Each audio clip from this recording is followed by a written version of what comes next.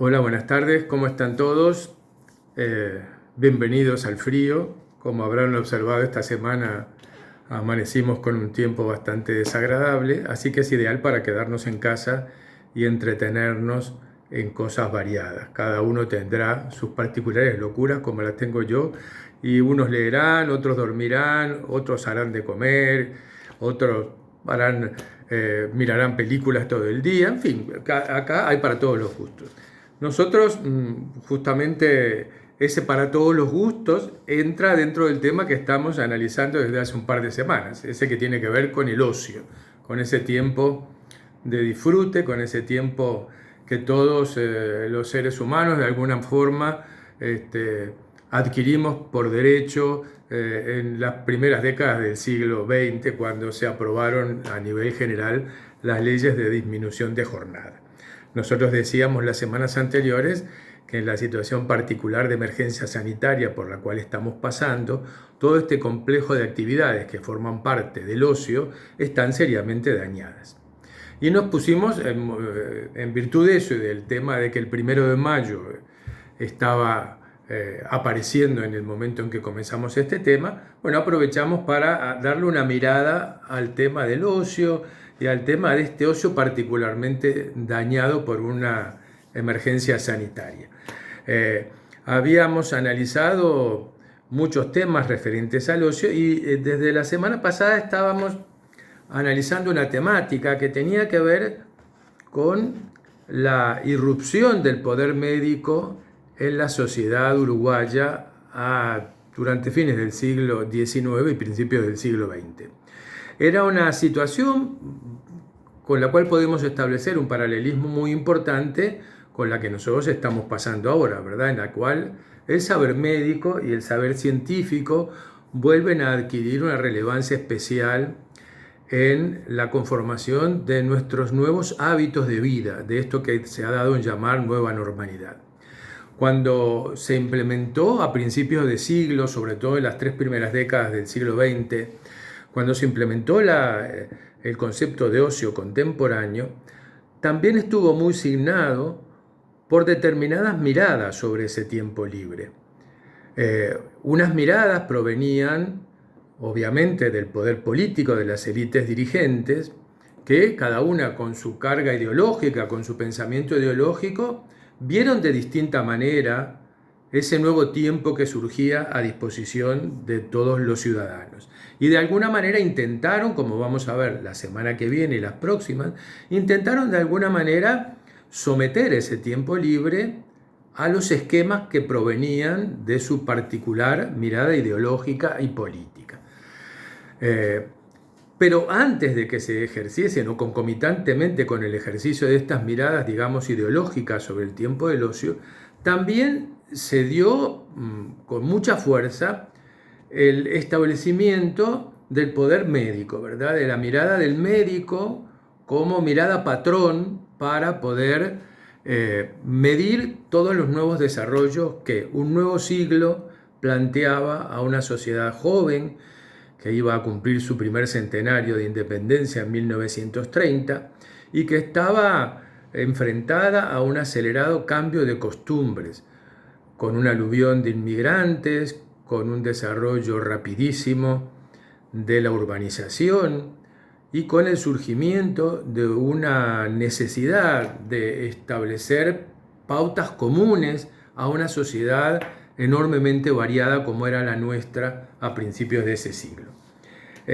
Nosotros vimos que en esas 3 décadas primeras del siglo, y ya venía obviamente desde los últimos momentos del siglo XIX, se erigió como valor absoluto y como valor fundamental de la sociedad uruguaya el concepto de salud pública, ¿verdad? Como bien fundamental a preservar y a implantar, porque una sociedad que no tenía salud, para la mirada de esos momentos, no era una sociedad viable.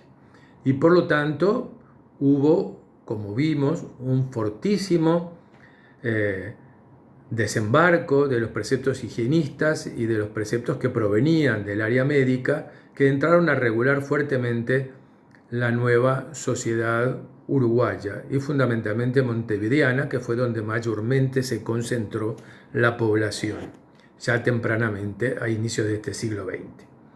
Habíamos utilizado para empezar estos análisis una de las obras fundamentales de Barrán, que era la historia de la medicina en el 900, que recordarán que yo decía que tenía 3 tomos. Utilizamos el primer tomo que refería al establecimiento del poder médico la semana pasada, y esta semana nos vamos a centrar un poco en el segundo tomo de esta obra, que se llama La ortopedia de los pobres, y que básicamente lo que trata de establecer con una minuciosidad en el detalle y una profundidad de análisis como son característicos en Barrán, trata de establecer cómo ese poder médico, ese peso de los preceptos de la higiene, de los preceptos que provienen de la medicina, todavía con grandes resabios decimonónicos, ¿verdad? Recién se van a empezar a dar los nuevos avances médicos en el correr del siglo.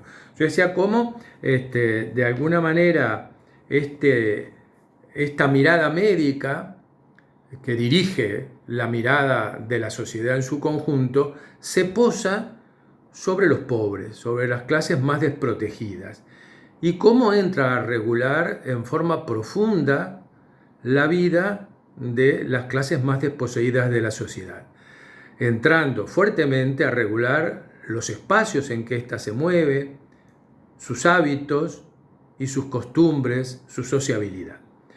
Entonces, Barrán, en una parte de este libro, nos habla de cómo esta nueva mirada proveniente de la medicina condena a la sociabilidad popular como la principal fuente de todos los males que sufría la salud pública.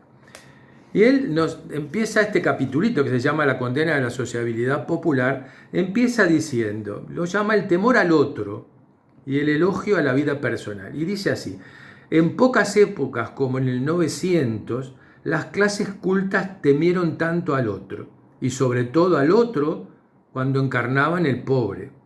Los médicos los consideraron fuente de todos los contagios, y la burguesía, origen de todos los vicios que sus hijos imitaban a través de las famosas malas compañías, ¿verdad? O sea que acá la mirada sobre las clases desposeídas y sus costumbres y su forma de vida fueron objeto de una mirada muy crítica, muy severa. Y continúa Barrán diciéndonos: antes de que el médico enseñara a los hombres del 900 a temer a sus semejantes, antes de que el miedo al contagio se transformara como se transformó en contagiofobia o fobia al otro, ya los manuales de urbanidad enseñaban la desconfianza al vecino y bregaban por el uso estrictamente personal de los objetos y del alimento. Un manual de urbanidad del año 1887 decía, entre muchas otras cosas, cuando se refería a la puesta de la mesa para la comida, decía esto: abstengámonos severamente de devolver a la fuente, plato u otro objeto en que se sirva, u ofrecer a otra persona las comidas que hayan estado en nuestro plato y el cubierto que hayamos ya usado, así como de ofrecer el pan que hemos tenido en nuestras manos, el licor o el agua que hemos probado, el vaso o la copa en que hemos bebido, etc. Por regla general, en la mesa no tomaremos en las manos ni tocaremos otra comida ni otro pan que el destinado para nosotros. Es decir, acá comienza a abrirse un abismo entre lo que nosotros debemos considerar como íntimo y personal y lo que refiere a los otros, dado que el otro es un peligro latente para la salud mía y de toda la sociedad en general. Más adelante Barrán nos dice: la medicina del 900, obsesionada por los contagios, obviamente centrados en la sífilis y en la tuberculosis, no en el COVID-19 como ahora, ¿verdad? Pero obsesionada por los contagios. Escuchen bien lo que dice Barrán: satanizó todos los contactos, todos los gestos casi inmemoriales que correspondían a la sociabilidad popular. Caricias y besos a los niños, el baño colectivo, el dormir con parientes, el acto sexual sin objetos que intermediasen entre los cuerpos, el jarro común de beber agua en las escuelas, la comunidad de cubiertos, vasos, toallas y sábanas, la comunidad del mate, la comunidad de la fuente de beber agua en los centros de enseñanza, la sociabilidad de cercanías del rancho, del conventillo y de la taberna. Solo el encerramiento de los cuerpos en sí mismos podía salvarlos, ¿verdad? El tema acá comienza a plantearse con una fuerza tremenda el hecho de que la preservación de la salud pública general parte por una defensa a ultranza de los ámbitos de la privacidad y de los ámbitos de la sanidad propia de cada uno de nosotros. Y Barrán nos dice, en 1935, el médico Francisco Brito del Pino aconsejó a los alumnos liceales, y miren qué curioso esto, nosotros estamos hablando ahora de la sociedad del metro y medio. Miren lo que decía en 1935 Brito del Pino. Decía, aconsejó a los alumnos liceales mantenerse por lo menos a 1 metro de distancia del tuberculoso que expectoraba. Otros médicos mencionaron como límite de la zona de seguridad 2 metros. O sea que la sociedad del metro y medio actual está en la mitad de este metro o de los 2 metros que en las 3 primeras décadas del siglo XX se establecieron como distancia profiláctica de los contagios de la tuberculosis. En 1918, la Academia de Medicina de París alertó sobre las formas de contagio de la grave gripe española, la que a posteriori de la Primera Guerra Mundial mató cerca de 50 millones de personas, que no era en España se había originado, pero le pusieron gripe española ya que estaban. Y la Academia de Medicina de París decía en 1918, el contagio es casi siempre un contagio interhumano. Las gotitas emitidas en el curso de las conversaciones, las mucosidades proyectadas a corta distancia en el momento de la tos y el estornudo son también agentes de transmisión del virus, debido a lo cual un contacto pasajero con un atacado de gripe basta para crear la enfermedad. Naturalmente, la difusión del virus era tanto más fácil cuanto mayores sean las condiciones de promiscuidad. Y por promiscuidad se entendía la aglomeración de hombres en el cinematógrafo, el teatro, el taller o la oficina. 1918, hace 102 años. ¿Les suena algo que han oído últimamente? Y también aparece algo que todos hablamos ahora, ¿verdad? Que son de los portadores no sintomáticos. Y miren lo que decían de los portadores no sintomáticos. Alejarse de los enfermos no bastaba para seguir sano, pues también los sanos eran peligrosos. En 1910, el médico Roberto Berro aclaró que había portadores sanos, crónicos y precoces de los gérmenes que no estaban todavía enfermos o no lo iban a estar jamás. A esto se les llamaba portadores paradojales. Ahora les llamamos no sintomáticos. Portadores paradojales. Personas sanas que han adquirido el microorganismo en la vecindad de algún enfermo y que no siendo para ellos virulento puede serlo para los que los rodean. Y también en esta época, en Nueva York, se descubrió algo que hace pocas semanas escuchábamos con respecto a esta emergencia sanitaria. Se descubrió en el estado de Nueva York, que curiosamente es uno de los que tiene mayor número de enfermos por COVID-19, que el personal de servicio, en este caso una cocinera, había sido uno de los factores de infección por ir de casa en casa. Y también obligaron a recluirse en un hospital a toda la gente contagiada y así se constató la presencia del bacilo, en este caso de la fiebre tifoidea, en las materias fecales, a pesar de estar la cocinera sana. Y ustedes recordarán que hace poquito se estableció que también las materias fecales podían ser un agente transmisor del COVID-19 y por lo tanto las precauciones que había que tomar en la higiene de los baños. Así que bueno, más adelante o en esa misma época, decía en 1909 el médico Sebastián Rodríguez, aconsejaba lo siguiente: frecuentar el trato con personas de buena salud. La salud es tan contagiosa como la enfermedad, ¿verdad? Lo esencial entonces en este momento era preservarse, desconfiar. Los consejos del higienismo llevaban al aislamiento y esa era precisamente la primera medida que se tomaba con los enfermos, aislarlos para que no contagiasen. ¿Les suena claro esto de las cuarentenas obligatorias de 14 días? Esto en 1909.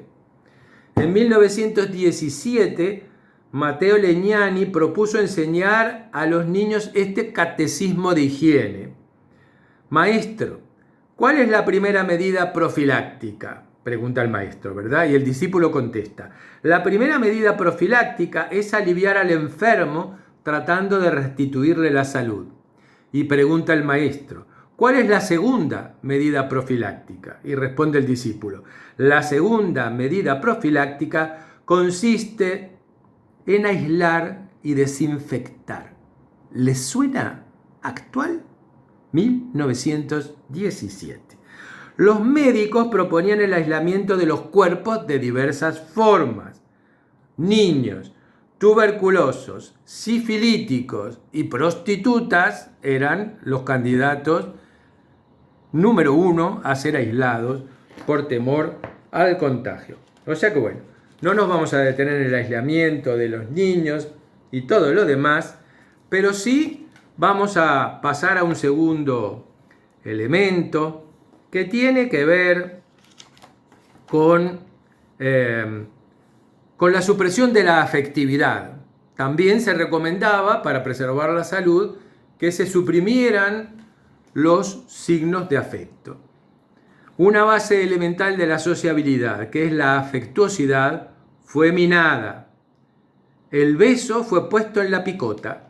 En 1904, el boletín mensual de la Liga Uruguaya contra la Tuberculosis, de difusión popular, comunicó la experiencia de 2 médicos que hicieron experimentos sobre parejas que se besaban, ¿verdad? Obviamente descubrieron que era una fuente posible de contagio y por lo tanto el tema de no besar a los niños, no besarse, todo lo demás estaba en el tapete. Pero no solamente el tema del beso, sino que también la caricia y el beso del niño a los animales domésticos, en particular perros, gatos y también loros, fue condenada con singular fuerza, ¿verdad?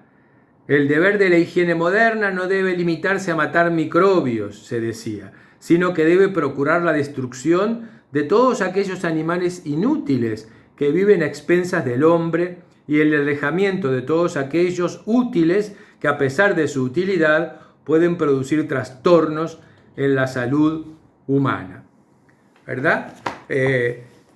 Acá era claro que el peligro del contagio siempre radicaba en el otro y en una gama casi infinita de posibilidades y objetos que se vinculaban a ese otro peligroso.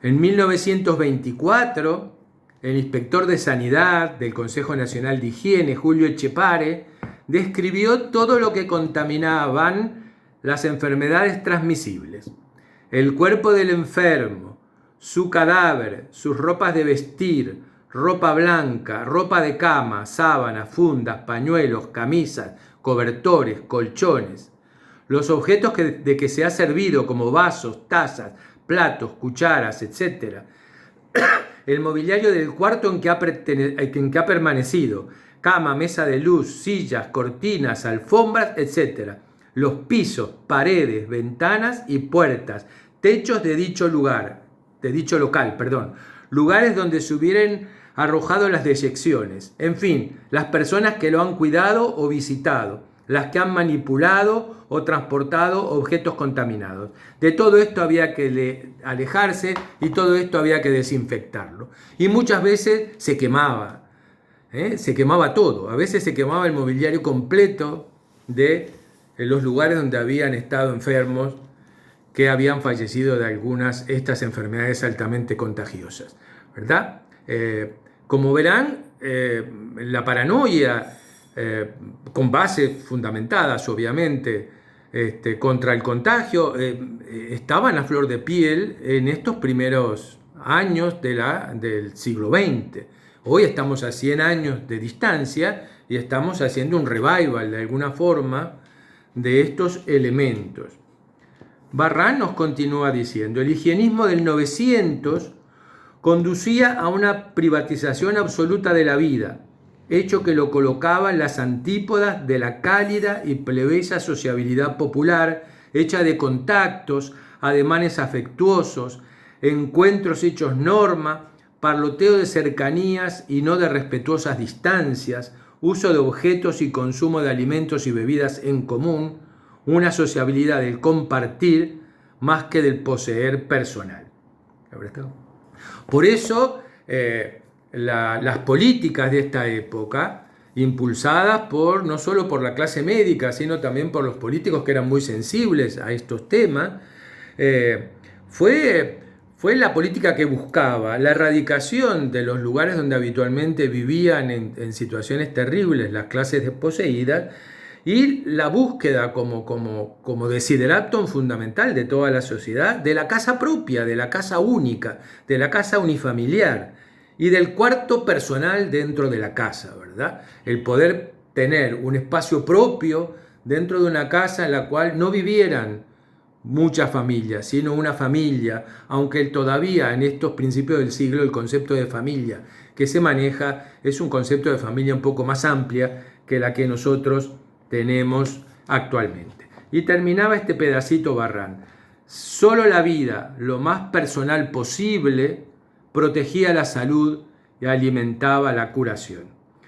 La contagiofobia higienista, el ideal burgués y la urbanización tendían al unísono a hacer la vida lo más personal posible. Las viejas solidaridades cargadas de afecto corporal debían sustituirse por las nuevas, puramente ideológicas. Ayudar al otro si era enfermo y pobre, sí. Acercarse físicamente a él, no. Vamos a parar acá y seguimos en otro videíto.